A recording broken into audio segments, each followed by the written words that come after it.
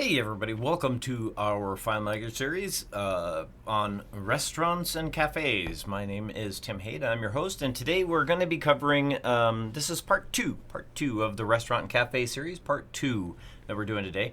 Every now and then you might see me look up like that. I own a business, and I'm not sure if you're aware of that, but I am always watching what's happening in the store. So we have like a security camera type thing that I'm monitoring, and if things, like in my last video, I think I stared at it for a little while because there were some things going on and I was just kind of paying attention to that. But so I do apologize for that because I did do that.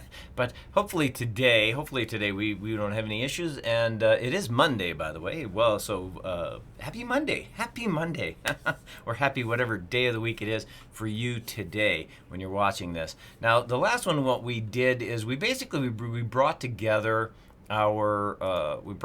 this plan, and we said, hey, look, we can make this page any length that we want to, and we can change the size of these. And I talked a lot about pictures, and I wanted to quick show you guys that if you have a picture that you've taken yourself, which is perfectly fine if you do that, and you click on that picture. So if I were to go into I'm going to bring this over here for just a second, but if you were to go into pictures, just any picture that you have, and you're going to go into a picture, you go into like foods or whatever the case might be, and you have a picture that, and you want to deal with it, you can click on your picture and it'll bring up this, right? So if you have Windows, it'll bring this up, and you can edit and create. So I wanted to kind of show you how to do this really quick. So edit, create, and crop. So to crop it, if you crop and rotate,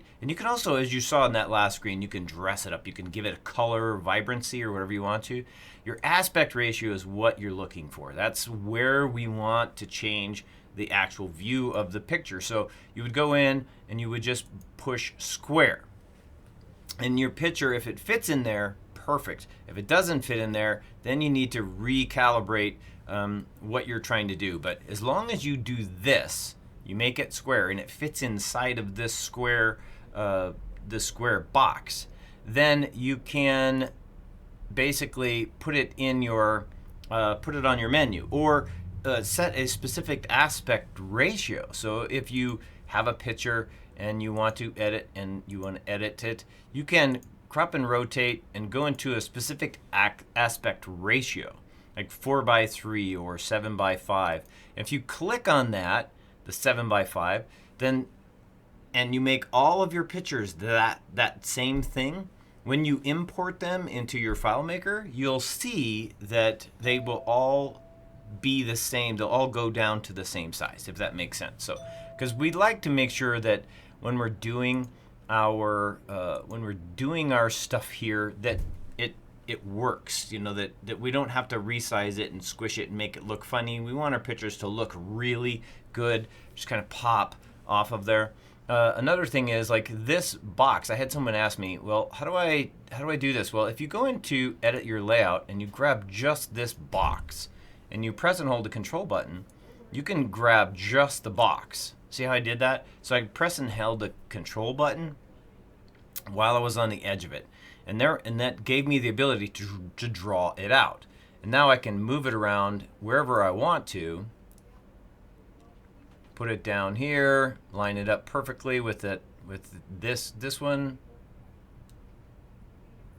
As you see, it has like a center line, so I can line it up perfectly. Now the cool thing is, I can also, if I wanted to, I can reduce the image size. So if I'm really kind of worried about how this looks, I can go down in this very far corner, as you guys can see. I know that the Luculent sign is there, but I've taken it down to 75%. So now I can take all of this stuff I want to, and I'm just going to draw a box around all of it. I can draw around a box around all of it, and I can go into my my inspector, and from my inspector I can go into the position. And from the position, I can align them all on centers. Now, these two, you can't do that, because what'll happen is it'll really mess up everything, because these are dual, side by side. So what you really want to do is just make sure that the spacing was all correct in between them. And see what just happened? Hopefully it'll let me Control Z, and it did. Control Z is undo it. But you can also just take, you can take your pieces, I guess because it sees these as two different things. But you can take these pieces like this if you want to, and you can arrange them and group them or lock them together. I also wanted to talk about a couple of other things. So I'm going to go back to 100%. Another thing that I really want to talk about is this header. So when you're in this header and you make this bottom piece really long, like we have in this one, so you can see it's like it's really, oops, what am I doing? Stop doing that. Okay. So you can see it's like really long, right? Up and down, up and down, up and down. Now when I'm flicking this on my screen, on my tablet, what happens is this Tiffany's Cafe will not move. It will stay at the top. And the drinks and all of this bottom part, the body of the section, will float underneath. So the header will always stay the header, but it will change as you scroll up with your finger. So as you take your finger and you swipe it against your pad, I have a pad here. I'll just kind of show you. So when you take in, and you're scrolling that up like this, what'll happen is your header will stay at the top, but everything else will just kind of move up underneath that header. So if that's what you want, fine. If that's not what you want the whole thing to move in unison of itself, then you need to anchor it. And how you would anchor it is you would put a logo that covers, or a picture or something that covers both the header and the body, like we did in one of our other ones that we did. And I'll just quick show you that. Hopefully we don't have an issue. So I'm going to go ahead and minimize this, and I'm going to open another one and just kind of show you what I was talking about real quick. Like it's called My Solution. And we did add a passcode to that, so. But it's a simple one. So see in here, we've put a logo that covers both of them. So now both pieces, because they're anchored to each other, both pieces will move in sync with each other. That's what I meant when I was talking about that. So in our mama's kitchen, here we are. We're back to mama. That's what we named this one, was mama, if you guys remember. What we're going to deal with today is we did do the dinner foods, which is where we are. We did the lunch foods. We kind of brought those together. We showed you how to put the prices in and all that other neat stuff. But we currently have no way of selling them because we didn't build anything to sell them with, right? So what we need to do today is we need to work on our invoice. We need to work on that final solution. Now we did work a bit on, if we edit the layout, let's see where we go from here. We do have the order, the invoice, the sales, the inventory. So the inventory this is where if you sell an item, so 1001 is the meat sandwich, and 1000 is the meatball platter. Okay. So let's go to our invoicing solution, invoice, and edit the layout. We will either, let's not do that. Let's do something else. Let's manage our layouts. So these ones are our unused ones. We need to know which ones are our used ones and which ones are our unused ones. But one thing that we do need to do first, I guess, is we need to manage that database, because I believe that the only thing that we have in our invoice and our orders deal is the IDs and the IDFKs. So let's go back to our fields. And under our invoice, now the invoice, when we're talking about the invoice, we have to pair a register and an invoice solution together. They have to be married. I don't know what that was. And the reason why they have to be married is because one of them needs a portal row. So you need to be able to list view all the items that someone's purchasing. but you want that list view to be on a single page, on a single invoice, if you will, or a single sale, right? The only way to truly do that is with a portal. So if you draw in a portal, you build yourself a page and you put in a portal, that portal gives you that ability to list view everything that you sold or everything that someone is buying or whatever the case might be. But it in and of itself is on a single page, and that creates a single record. So a single record with multiple records inside of it. That's what a portal row is. And so we want to make sure that you understand that there's two basic parts to that. There's the register part, and this may be different for my words might be different for what you might understand or what you might be thinking. But what this is going to do is at the end of our when someone pushes the button and your customer comes in and they're that's why, because there's dust all over us. So they come in and they look through and they say, oh, I want this thing, and I want this thing, and I want this drink, and I want this, I want a cup of coffee, and I want my desserts, and and they order all that stuff. They order the stuff off of your iPad or your pad, or your waitress does that. Now it'll automatically create an invoice. It'll automatically create something for the customer to see or something for the waitress to see that says, hey, this is what this person just bought, and this is the total amount, and this is this is what table, this is the whole 9 yards. So what we're going to do is we're going to create on the invoice part of it. The invoice part is the math part. This is the math part, the part that that we're going to put inside of the portal, but it's going to keep track of everything. And then on the register part, that's all the data part. So if you want someone's name or the table number or the date or the time or whatever the case might be, it's all the general information. So the register is the general information and the invoice is the math information. So in our first field for the invoice, we've got the IDFK, which links it to our register, because on our register, if we go here, we go to, I think, what did I call it? Order?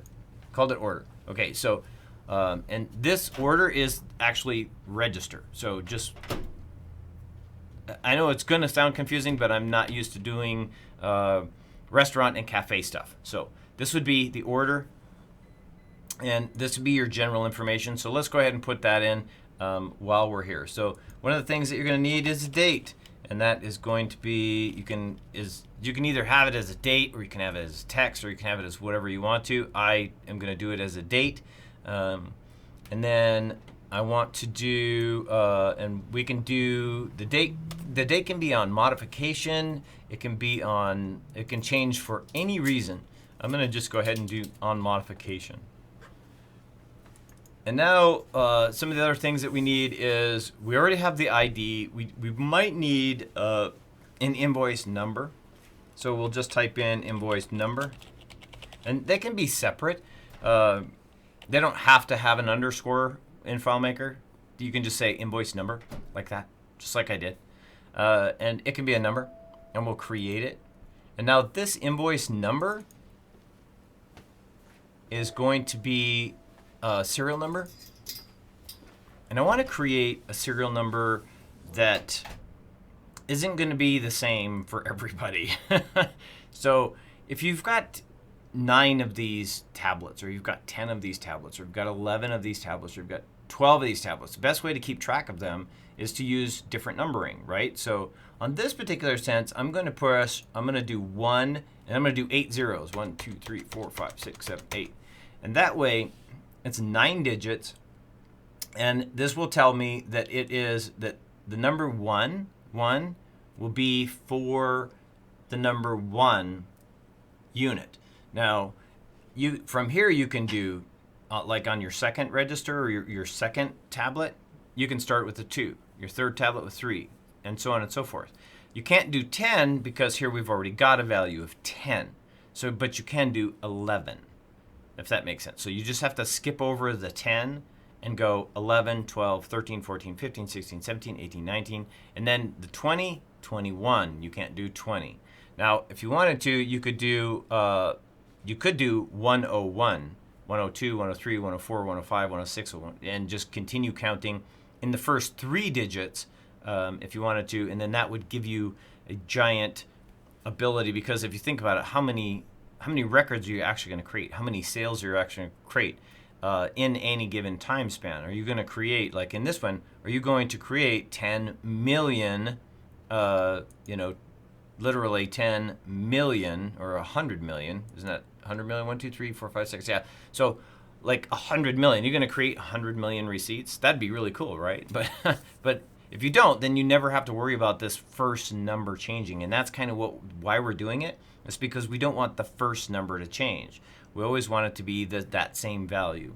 So we can do 101, 102, and that would work just fine, and just add an extra 0. It doesn't matter how long this number is. If you want the number to be 12 digits long, you can make it 12 digits long. But I'm going to do the 8 zeros because that's probably what's going to work for me. I'm going to say OK. So it's an auto-enter serial number. It's going to start with 1 and then 8 zeros. Then we want to create a couple of other things. So we can create a username, an invoice lock number. Let's do an invoice lock, and it's just going to be a number. So we're going to create it, and we can have let's see, table user or user table or whatever. This is just to identify who's actually using it. So if you want it to be table 1, just make it table 1. It's not a big deal. Or table 2 or table 3 or table 4 or whatever the case might be.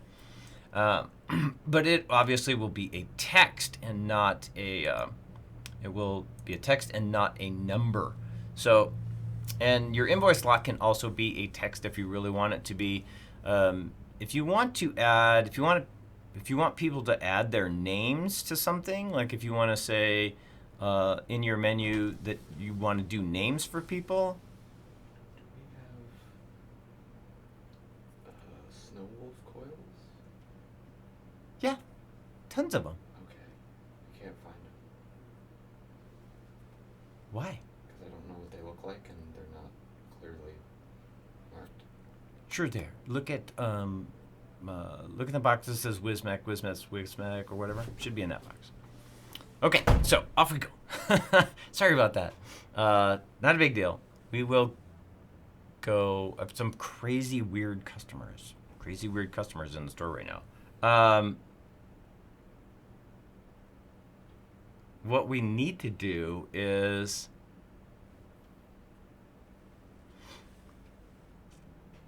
there's only one set of things. I'm sorry that I'm still staring. Okay, so add any information into this that you need to add into it, but this is pretty much the it factor.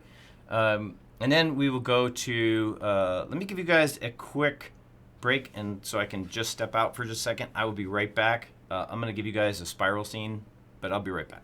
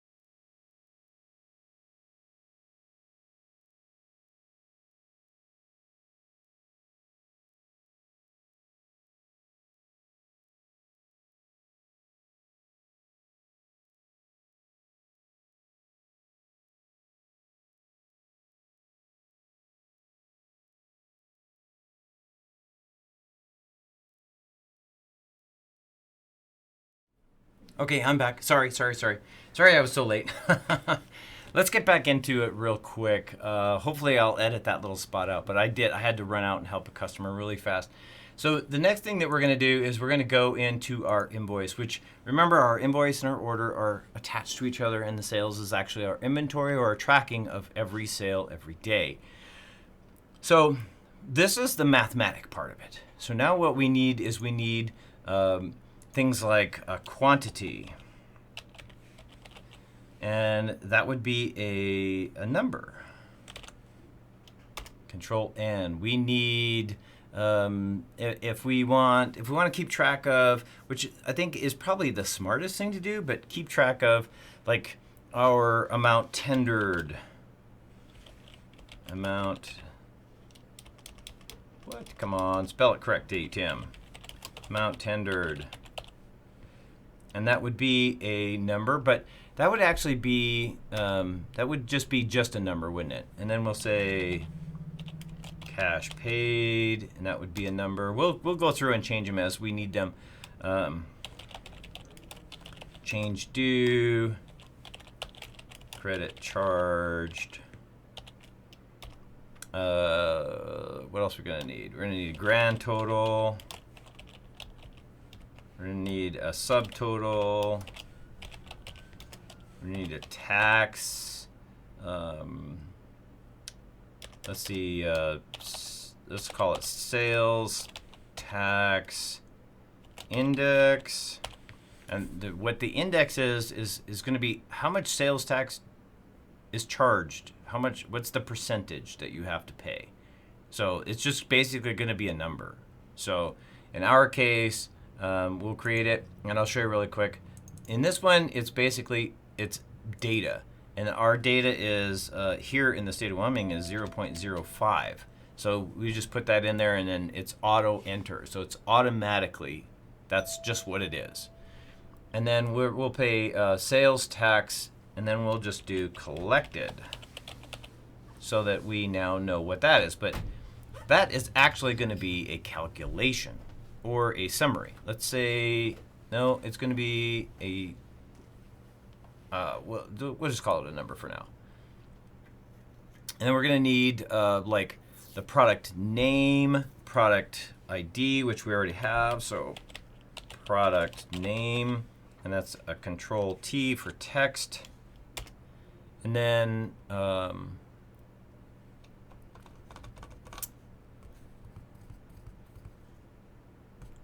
we have state tax collected, cash paid, price, grand total, quantity. Do we have price? Item price. And that's going to be a number. So as you see, a lot of these are going to be numbers. So now what we need to do is we need to make sure that our subtotal is, depending on what do we do? So let's see, we have item price, and then we should have item price and then item price total in case there's more than one. So yeah, let's do item price total. And that's going to be actually a calculation. And we'll create it. So the item price total is actually going to be the quantity times the item price. And then the quantity is just regular quantity. The cash paid is amount you paid. The change due, the credit charge, grand total. The grand total is going to be, so the subtotal is actually going to be a summary of all of the item priced totals. So we need to change this one to a summary.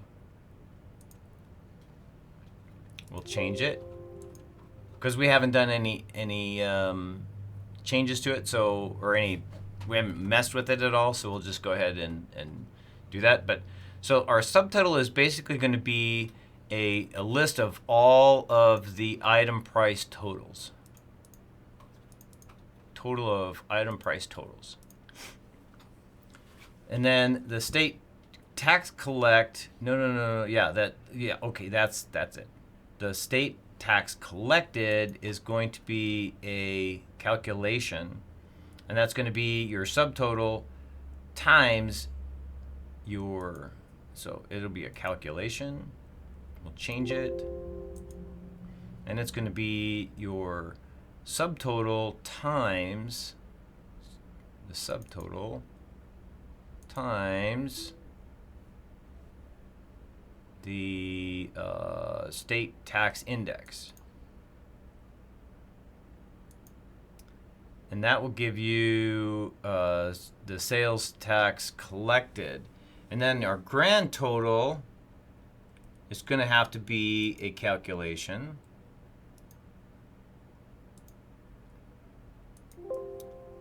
And that calculation is going to be the subtotal plus the state tax collected.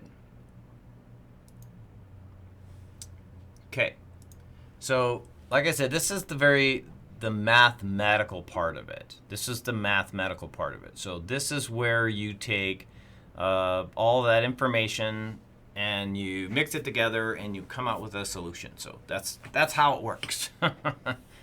Okay, so we can go ahead and I think we can go with that for now, and we will be making some changes to that because our amount tendered will need to change that. I don't know if I will do that through script or I'll just do it through normal, but because the amount tendered, we don't want it to show anything, so it'll probably be a case, like a case file where what we need to do is we need to say, okay, so if someone pays this much, then how much do we have to pay them back? So the change due, basically, is what we're looking at. And the change due is basically it's a grand total minus the amount tendered, or the amount tendered minus the grand total. So it'll give you a number. And one of them will give you a positive number, one of them will give you a negative number, depending on which way you flip them. But either way, it doesn't really matter as long as you understand that that's what's due. And you can do a conditional format to where if it's less than 0, so if it's a negative number, it will show nothing. So if someone charges if they have $100 and they pay you $25 and put $25 in there, it'll show no change due. Or it'll show, if you want to, it'll show a collect this much more. I mean, we can make that however you want it to do, but for now, we'll just go ahead and we'll call that good. And then what we want to do is we want to manage our layouts, and we're going to go to our, we'll open this one, just kind of look at it. This is our base layout, and so we want to create one that's similar to it, and because here we have, like, we've created Mama's Drinks. Let's see,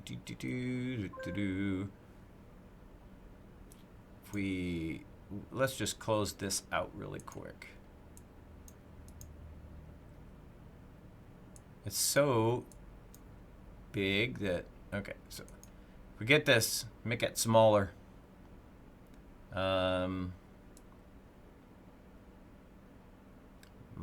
2, what do we have? What is going on down here? Let's find out. So here we have one, here we have one. Let's open this one.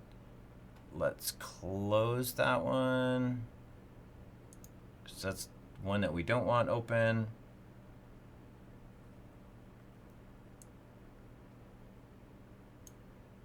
Okay, I think we got that. So if we create another Mama's one, we can get rid of the stuff that's in there. So what we'll do is we'll edit, we'll manage, we'll go to our layouts, we'll create another Mama one, which is basically we're just going to duplicate it. And then what we're going to do from there is we're going to edit it. So if we edit it, we can say we want this to be the data that we want to name it something. So we'll just call this order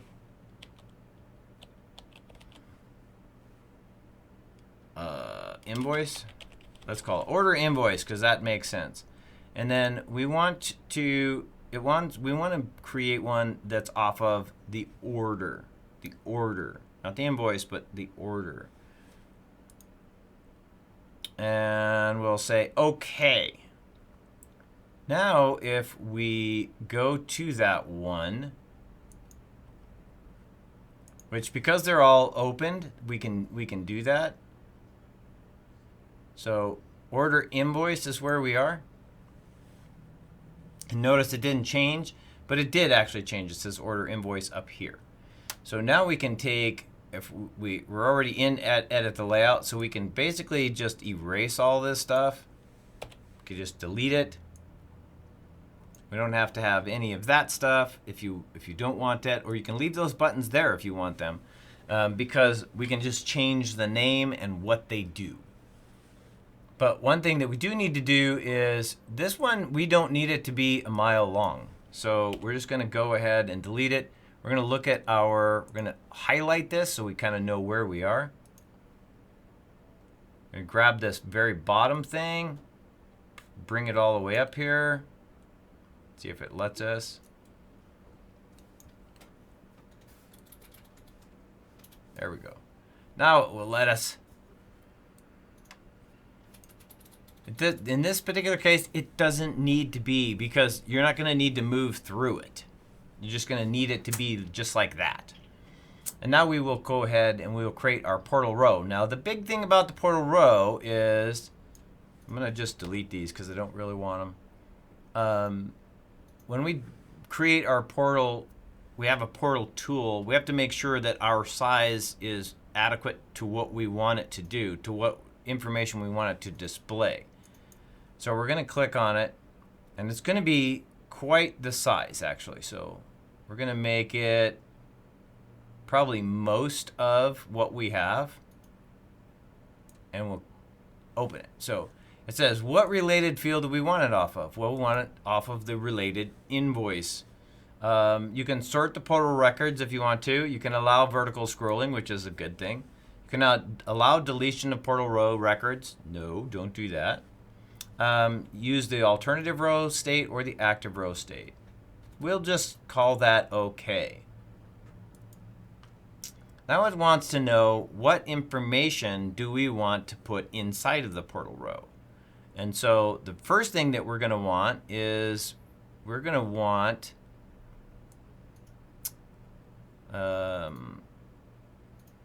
item price total. What am I looking for? I actually need, so let's add the quantity. Let's very first add the product name. I was looking for the product, not the product name, but the product number. So we have product name, item price total. We don't need any of that other stuff over there. Amount tendered. We will need quantity. But the one thing that we do not have that we do need is the item number, or the product code number, because we have to keep track of that. So we do have the state, the tax collected, all that other interesting stuff, but we don't need any of that stuff on our basic. So we'll say okay, and as you see, it'll automatically put them in there. The weird thing is it doesn't always put them in there in the right order, how you want them to be. But we do have product name, item price, item. So, and if you click on one of them, you can actually move it wherever you want to. Like this one. This would be the item price total. We're going to move it to the end. Make it a little bit smaller because it doesn't need to be that big. Our product. Oop. We're mainly looking to make sure that we don't overlap these, so we're just keeping them close to each other, but not overly close to each other. Quantity is a very small thing, because it's only ever going to be 1, 2, 3, 4, 5, 6, 7, 8, 9, 10, a double-digit number. It's not going to be giant. And we can center the text in these, so that's kind of good. We do want to make sure that when we're doing this as well, that when we're doing it, that they are correct. So if we go into our inspector, we need to go into our data. We need to make sure that if it's a currency, that it is currency, fixed number of decibels, system settings. Click on this one. It is a currency, fixed number of decimals, and system settings. I know you guys can't see me doing that, but what I'm doing is I went to currency, fixed number of decimals, and system settings. That way it keeps them all in the right order, how we like them to be. And then this one is not. So if we click on this one, it's just general. That's what we want it to be. This one is a text, so it'll be as entered. Now if your names, if you're going to use big names, then I suggest that you use things like that, so you can move them over. But we do need a space in between these two. So in between our product name and our quantity. And the reason why is because we want to build a button, right? We want to build a button.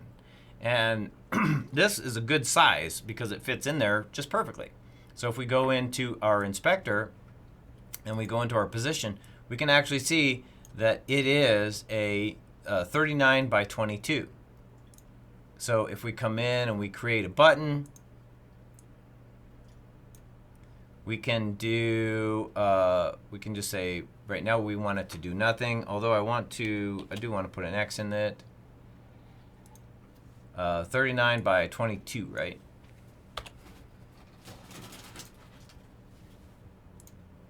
And we'll clear that off, and then we're going to put that right dead in the center, right along with the rest of that stuff.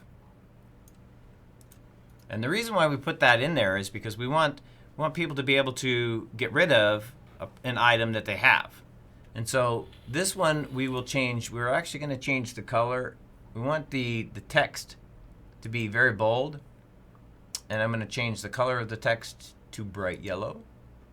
And the button itself, I'm going to change the color of by going into its appearance. I just want it to be a solid color. I'm going to change that color to red. And then the outside line, if you want a line on it, this one is blue.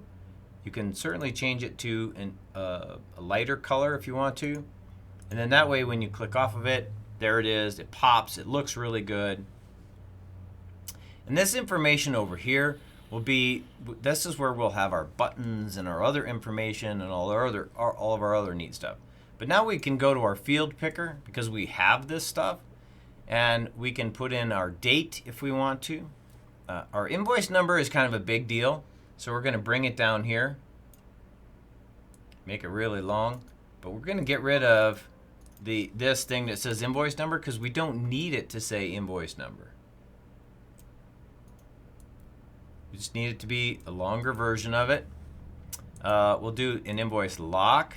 I still left that dang tag on there. An invoice lock is, what that is it's kind of an interesting thing.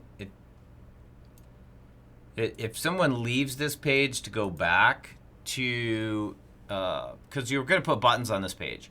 So if they leave this page, it'll lock the number and then it'll come back. And so we just use it as the security feature for our units. So make sure that you do have the invoice lock. And it doesn't have to be very big. It doesn't have to be even visible if you don't want it to be visible. Or you can put it anywhere, pretty much anywhere that you want to. And then the table user. This is a text field, and what that is this is just saying who is currently using this. What table number is it? It's table number 5, table number 20, whatever. If you need a description, you can have a description in there. That's fine as well. So those are the basic information pieces that we need. We can also go back into, we can go into related tables, and we can grab things like our amount tendered, our cash paid, grand total, all that stuff, and bring that in as well. Now, our subtotal, which is kind of a neat thing, we want to bring that down and put that one right in line with this. So if you right in line with this.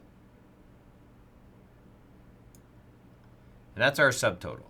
Now, you can be either visual or non-visual. So you can either have it where you can see it or not see it. Doesn't really matter. It's just keeping a track of that subtotal part. And then when we come over here, we'll add in the total amounts and all that other neat stuff. So you'll have,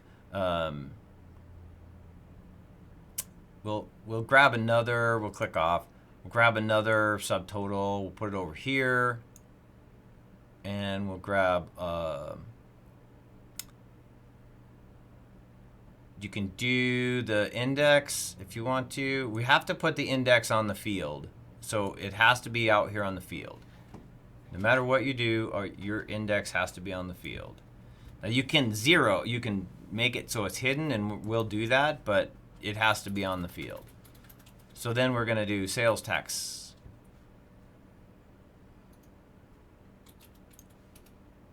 Grand total.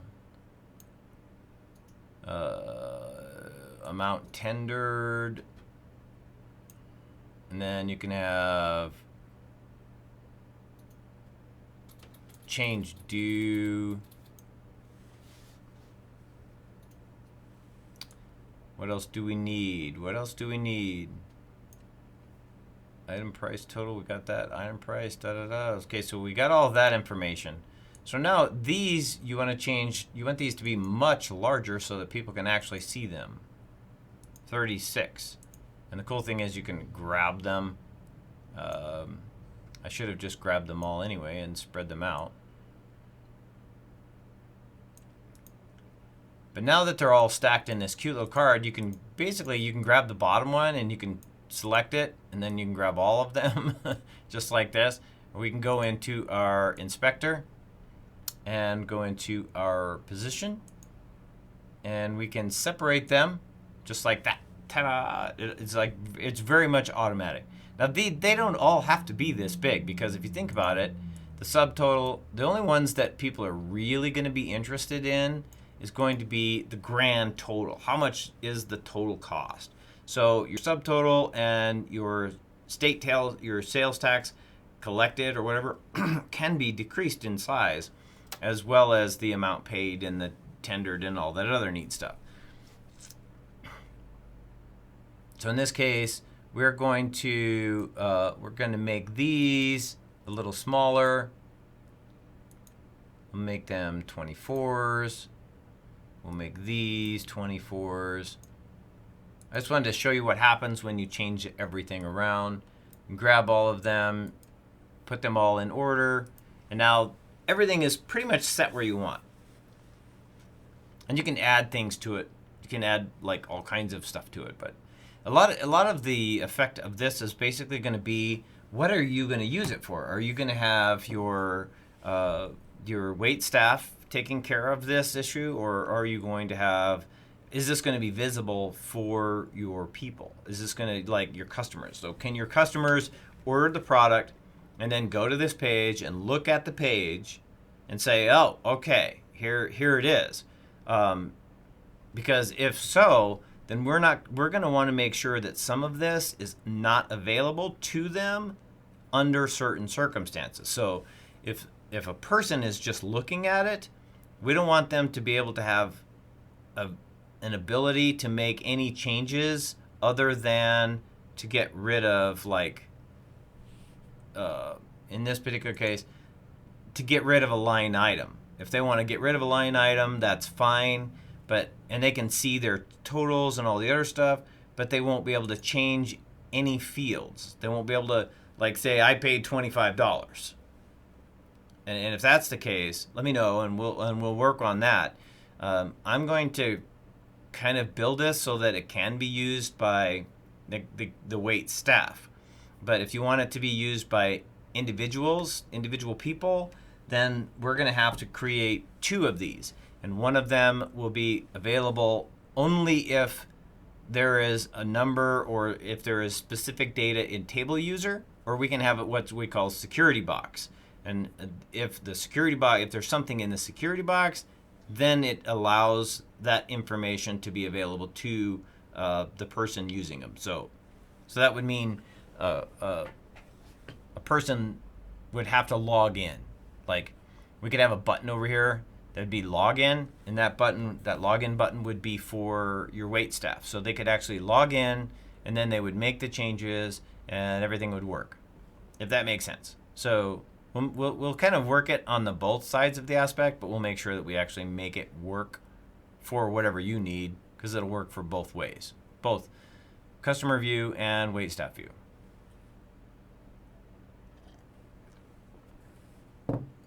Okay, so now we have the basis for our system.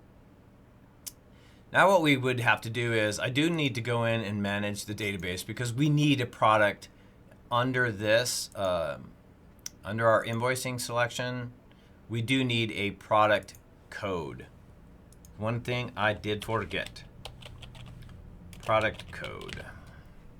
And that is going to be a number. Create. Now the product code is going to be, if you remember when we were just in the order or the sales thing, there was a deal in there where, okay, I said okay. In our sales,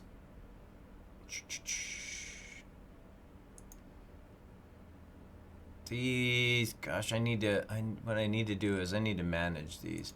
So this Mama one is a good one. We need to keep it. But order, we don't. Invoice, we don't. Sales, we don't. Inventory. Inventory is actually good, so we can leave inventory. We can leave inventory alone. So Mama one is good, and inventory is good, and the rest of them are not, right? So we're going to manage our layouts. And so the order, the invoice, and the sales. And so we're going to create a new folder. And we're going to call this folder unused. And we're going to put the unused folder, and it's not going to be available, but we're going to put it all the way at the very top. And so we have to move these around so that they all fit. Now the Mama, I'm going to put it down here. And our inventory one, I'm also going to put it down here. Because what I'm trying to do is I'm trying to create a folder that will contain everything for a single tablet. And then all we have to do is copy all of that stuff and change it for a second tablet. And then copy all that stuff and change it for a third tablet. Copy all that stuff and change it for a fourth tablet. So hopefully that makes sense. A lot of it will be very much basic. Remember, don't put any information into the system until I tell you it's okay to put information into the system. I mean, what we're doing now is we're just making it pretty. We're doing all the cosmetic stuff. So if you go to, like if we close and we exit this layout, right now you're able to go to menu one, Mama one, all that. You're able to go to all of this stuff, but you won't be able to do that after we're done. But right now we're on inventory. So this inventory is our sales log, and we do need to make sure that we put a date in there so that we can separate everything by date. And we can, let's quick edit this layout. I'm going to change the header to, I want this header to be 100. And then I'm going to go ahead and add a text in here, and the text is going to be daily sales. Click off. I'm a big fan of Bookman old style. Go to 48. Don't want it to be bold. Now here you can put in anything you want. So if you want to put, you do definitely want to make sure that you separate these. What was I thinking when I did that?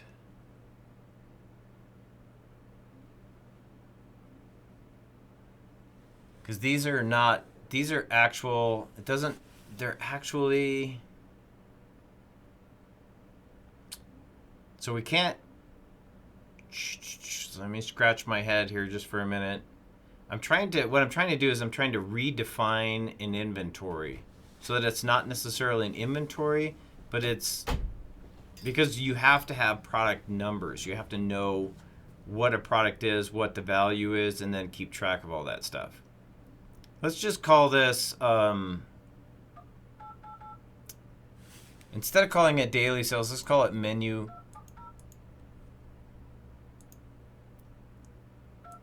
or items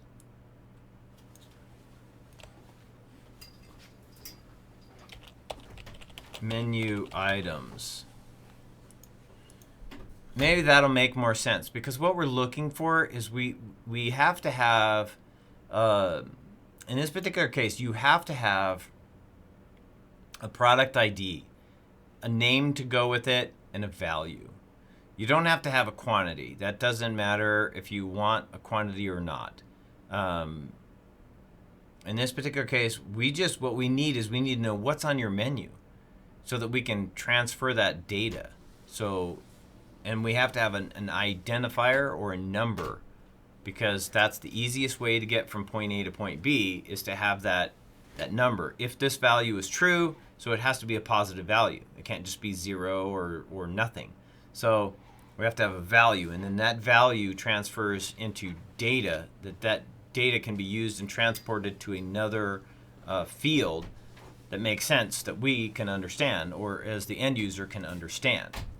I hope that made sense. So from here, what we will do is we need to now go to our, if we go to our mama's sales, we now have the ability to order item and see the item, right? But we don't, these buttons don't actually do anything currently.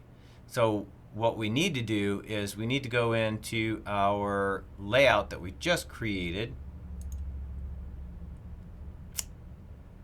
which would be order invoice, and here it is, and it doesn't have any information on it yet. It doesn't even have any record, so we have to create a new record. And once you create a new record, it does this. But we do need to edit the layout, and we do need to go to set the tab order. We want to make sure that we clear all of the tabs. And now for this information down here, like the table user, the invoice lock, all of this data, we do not want that data available in browse mode. So we're going to go into our data, not available in browse mode. And all of this data, we want to make sure that this is not available in browse mode either. But we do need to bring in a field.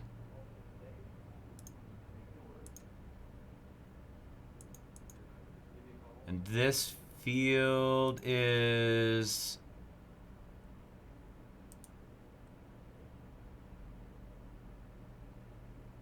I need to put another field in there. Current table invoice. It's going to be product code. We need to put that product code in here.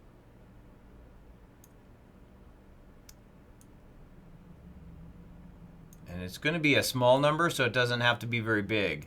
As a matter of fact, you can make it as small as, you can make it almost blank. So the product code, we want to make sure that when we're using our inspector, it's not available in browse mode. And you can do, on the appearance part, you can do no color and no line. And you can do the same thing with your product name and all that other stuff. You want no color and no line. And you could just, but the big thing is in this section, you want to make sure that none of this is available in browse mode.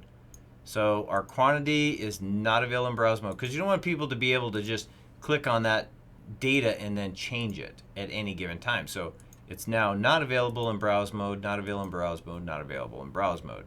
And these, we'll currently make just all of them not available in browse mode, because we'll be adding things to them, right?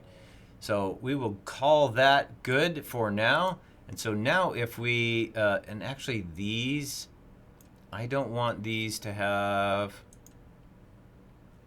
in their appearance, I don't want them to be a color, and I don't want them to be a line. So we'll call it okay with that.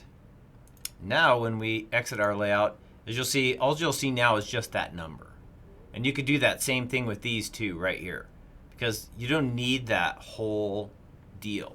So if we edit the layout, we can grab these two, and we can do our none, no color, none, and no line around it. That works out really super well, because if then there is data in there, and I'm gonna go ahead and grab this, move it over here. I want that to be centered. I want this one to be centered. I want those to be right where they are.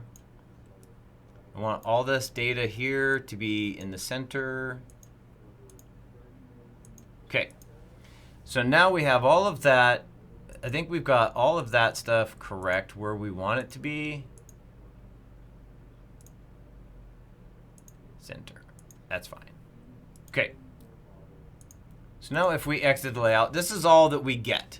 We can kind of click here, but we can't do anything, which is good, because we don't want anyone to be able to change anything that's in here. We're gonna dress it up. There's gonna be all kinds of cool stuff in here, so don't worry too much about that. Craft Killer, how are you? Can you do a Garden Warfare 2 stream today? I'm not sure if I will be doing Garden Warfare 2 today, but I will let you know. I will let you know. But so now that we have this ability, now we actually have to take the information that we did have and create a, we need to go to menu 1 and mama. From here, we need to make this button work. This button we need to make work. So now what we got to do is we got to figure out, well, how much was that item? And let's bring those prices out so we know what they are. If we go to our menu items, we go into our inventory, we see that the meatball platter was $39 and the meat sandwich was $29. So let's go back. So this one is $29.95, $29.95.